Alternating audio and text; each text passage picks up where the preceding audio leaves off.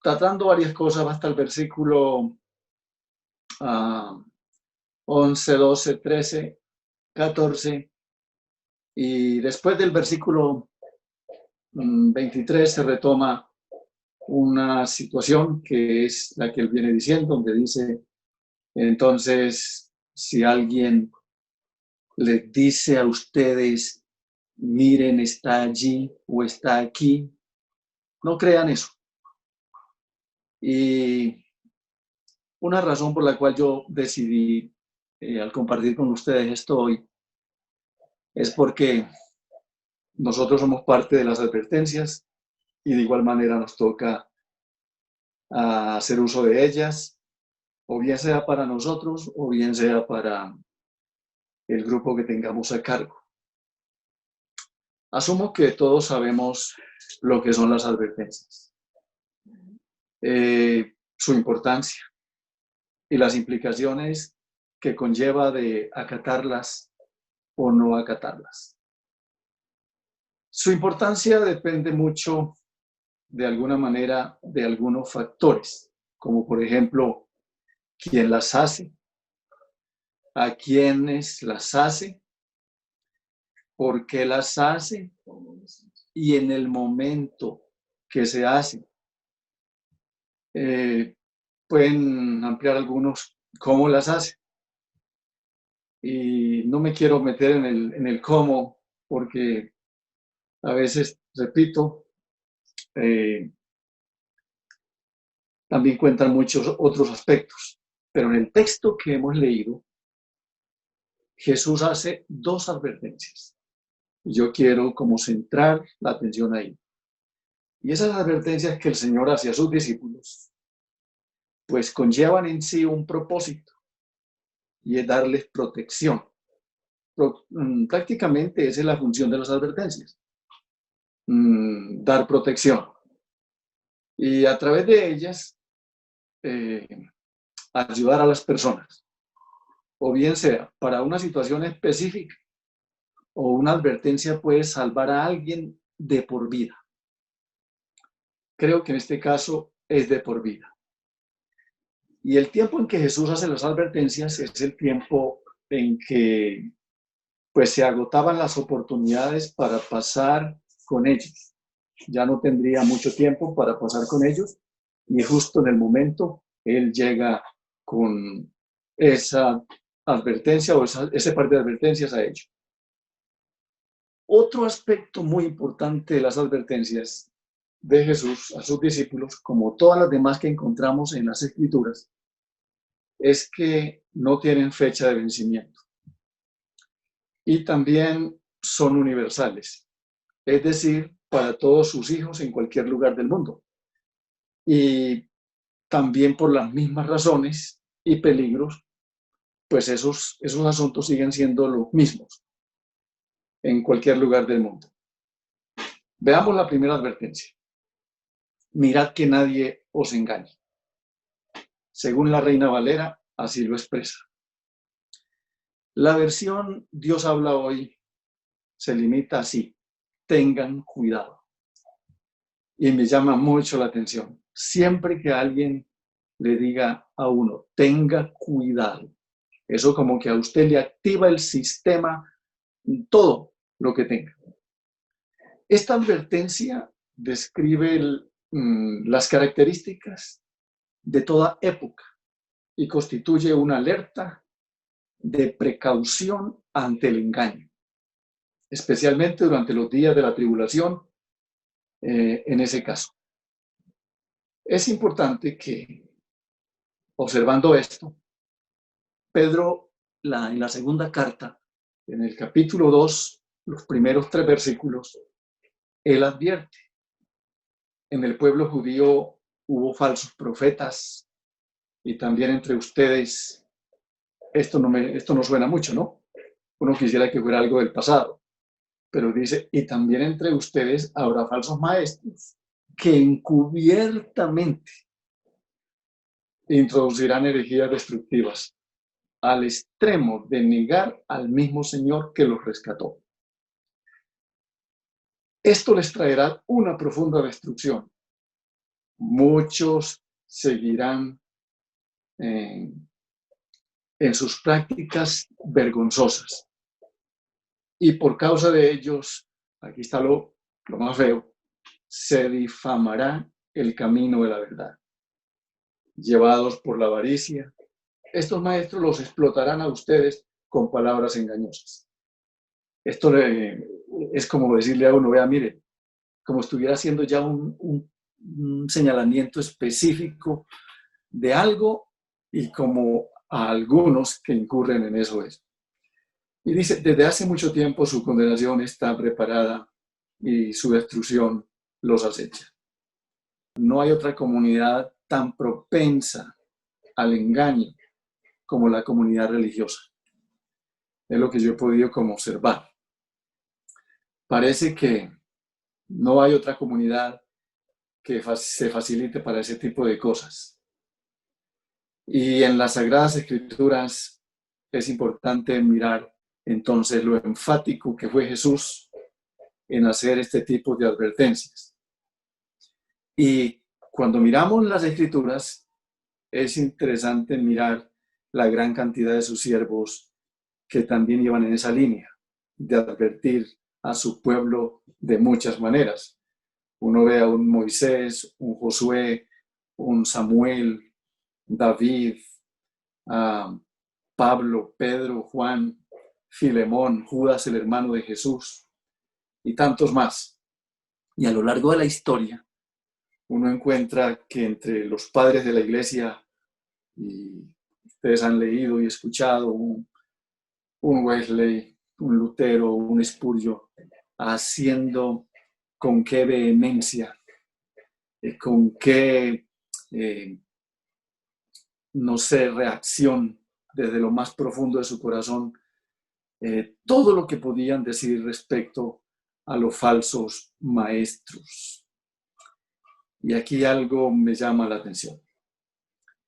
Que la palabra, por ejemplo, en el caso de Pablo, cuando se despedía de la iglesia en Éfeso, como que él quita sus ojos del auditorio eclesial en ese instante y pone sus ojos en los líderes, en los ancianos de la iglesia.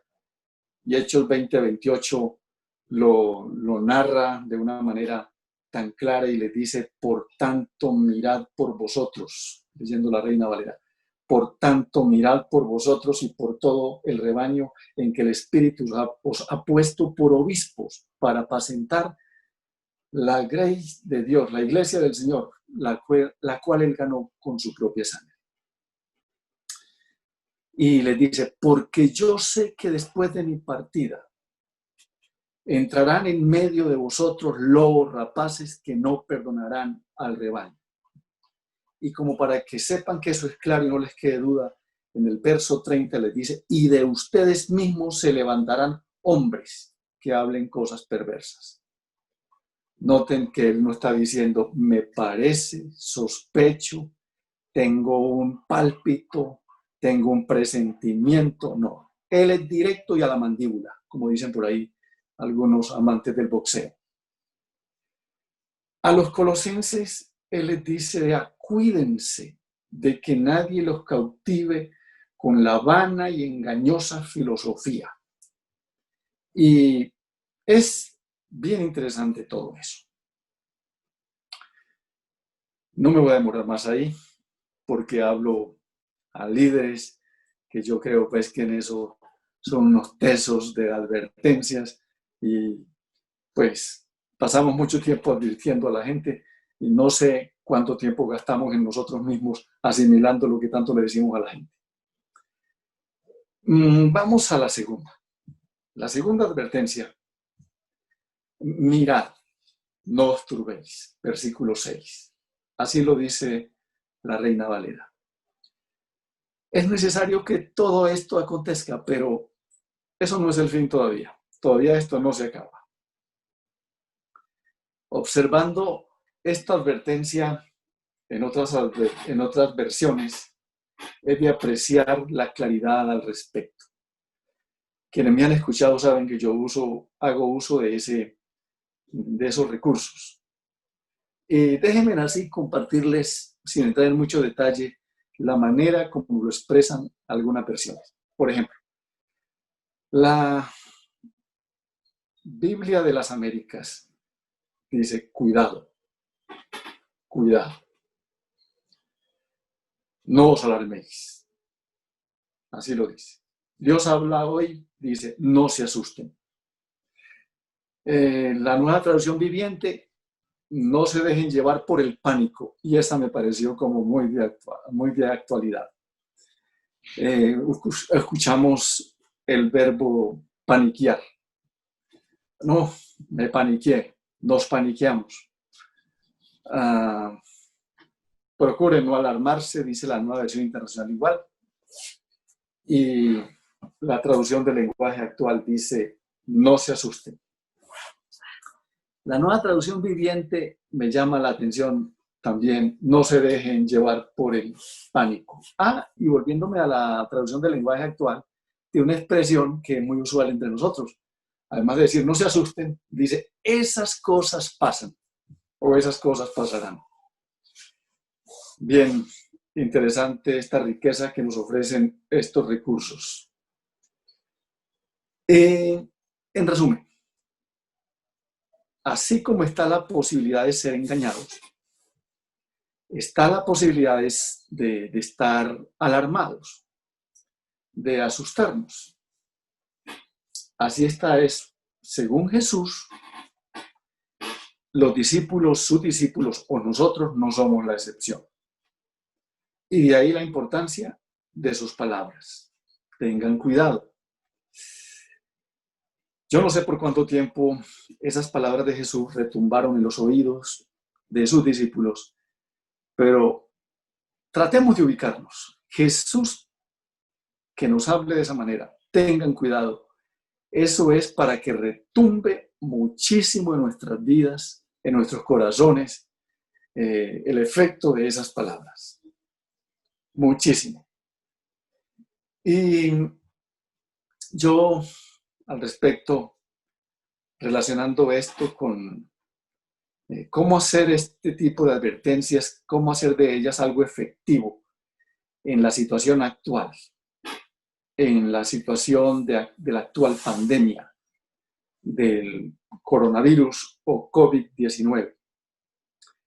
Todas las diversas expresiones de las advertencias de Jesús están confrontando la existencia de un mal que es real y actual. ¿Cuál? El engaño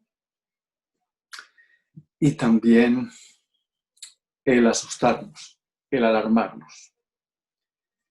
Cuando hablo del engaño, no todo ha sido de buena fuente ni verídico en esta época de pandemia.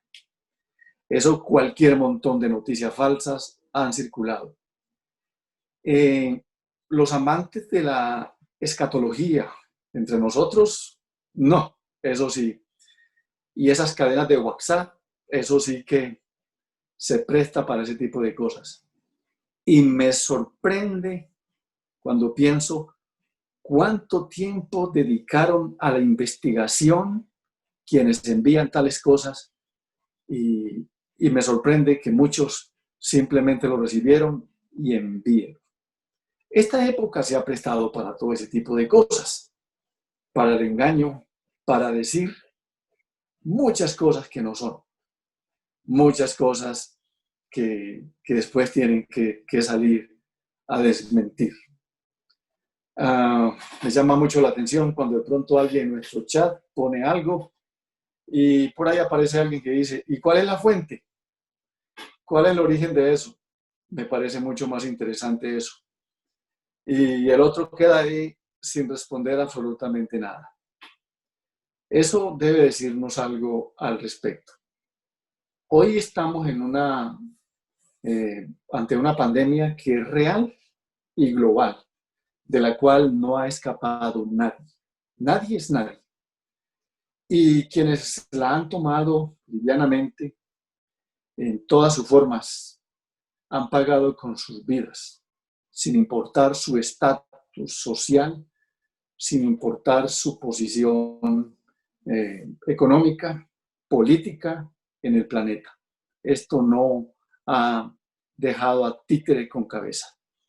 Entonces, alarmarnos no es solo por los acontecimientos del presente.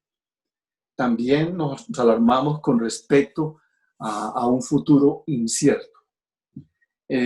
A todas aquellas cosas que atentan con nuestro confort y estabilidad. Si pensamos en la economía, ustedes ya saben, escuchan noticias y de buena fuente también, donde ningún economista, hasta aquí, que yo sepa, yo no he encontrado en esas noticias ningún economista lo suficientemente positivo frente a lo que vendrá. Y que si esto se reactiva va a tomar muchísimo tiempo. ¿Qué genera eso? Pánico, alarma al respecto. Teniendo todo esto en cuenta y reuniendo el efecto de las dos advertencias, yo tengo como algunas preguntas para la reflexión que quiero dejar como complemento en esto. Y tengo varias. Una de ellas, ¿cuáles son las cosas que nos alarman a nosotros como líderes, como pastores? Pues realmente son las mismas que alarman a todo ser humano. ¿Cuáles son las advertencias que nos han hecho a nosotros? Nosotros tenemos como líderes advertencias que nos han hecho específicamente hombres de Dios. Otra pregunta es, a diferencia de Jesús y Pablo y muchos hombres como padres de la iglesia que pusieron en evidencia a los falsos profetas, a los falsos maestros, a la doctrina falsa o a la enseñanza falsa, a diferencia de ellos, ¿cómo estamos denunciando nosotros a los falsos maestros hoy? Porque si no lo estamos haciendo, entonces hay varias opciones. O no hay, o no los tenemos, o estamos siendo complacientes con ellos, o sencillamente somos indiferentes, no nos importa, lo cual cualquiera de esas es bastante grave. Una tarea que no estamos haciendo es denunciar las malas prácticas ministeriales, las malas prácticas en el ministerio. No estamos haciendo eso. Y si lo estamos haciendo muy tímido. ¿Por qué no lo estamos haciendo? Ha hecho eco en nosotros ese tipo de recomendaciones humanistas, sea más tolerante, sea más solidario, por favor, un poco más de paciencia. ¿Hasta cuándo? ¿En qué cosas estamos siendo así que no debemos ser? ¿Y de qué manera este tipo de cosas, de manera sutil, como dice Pedro, nos está arrasando? Se nos está metiendo al rancho. ¿Hasta qué parte? Y texto bíblico cuando dice, y de ustedes mismos. Nosotros pasamos mucho tiempo cuidándonos de los externos y no de los internos. Pasamos mucho tiempo cuidándonos de los que están allá fuera, pero no de los nuestros. Y amados hermanos, quien más le ha hecho daño a la iglesia, al evangelio, ha sido gente que de entre nosotros mismos se ha levantado y han sido eficaces en su daño porque no han tenido entre nosotros gente que de manera contundente los reprenda, los amoneste, los silencie y los ponga fuera de orden. Esa es una de mis preocupaciones muchísimo en el momento. Pero hay una consecuencia. Yo sé que hay más, pero le cito una. Hay una consecuencia. Una de ellas es volverse impopular. No pertenecer al cartel o al hall de la fama. Y para darles un ejemplo de mi caso concretamente, yo he encontrado que mi nombre y apellido es más conocido que yo. Yo no sé si porque no tengo redes sociales o qué exactamente, porque cuando aparezco en algún público pequeño, mediano o grande, ustedes no se imaginan la pregunta frecuente de muchos en el pasillo y en el grupo. Ah, usted es Pedro Hernández. No me lo imaginaba así, yo me lo imaginaba de esta manera. Entonces me doy cuenta que soy como persona muy impopular. Yo sé que tengo otras razones, la carita no me ayuda y otras cosas más. Pero, por ejemplo, una de las razones que yo he encontrado es que de alguna manera, y sé que necesito serlo más, he sido contundente, no entro en concesiones con este tipo de cosas y prácticamente la mera expresión no me importa es suficiente. Yo quisiera que pensáramos en qué cosas hoy tenemos que denunciar como ministros y no lo estamos haciendo. En qué cosas estamos advirtiendo a la gente al estilo de Jesús y no lo estamos haciendo. Concluyo acá. La verdad de todo esto es que la situación es grave. No quiero aumentar pánico. Y ante estas situaciones, yo sí quiero dejar las palabras de un hombre que supo vivir, que supo experimentar lo que fue estar asustado, corriendo, huyendo ante las malas noticias, entre ellas que su vida estaba en peligro. Y hablo de un David.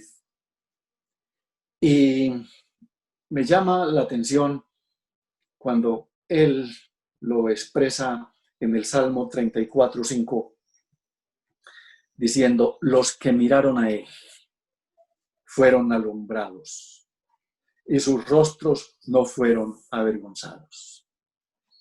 Amados, la situación que vivimos hoy amerita mirar a Jesús más que nunca para ser alumbrados en medio de una oscuridad latente y sumamente densa. Los que miraron a él fueron alumbrados y no fueron avergonzados. Salmo 34:5. Me llama la atención y puedo recordarles el texto del cual nos hablaba Parmenio en su compartir hace un par de semanas, y ese mismo salmista decía en el 39:7, y ahora, Señor, ¿qué esperanza me queda? Mi esperanza está en ti. Cuando yo pienso en los empresarios o los grandes hombres de negocios en el país, que todo se les vino abajo, les viene bien si son piadosos en decir, y ahora, Señor, ¿qué me quedó? Esto se fue a pique, mi esperanza está en ti. En estos días he hablado con algunos pastores que tienen iglesias grandes y su estado de ánimo no es bueno porque la estantería eclesial se vino abajo. Y eso es muy diciente también.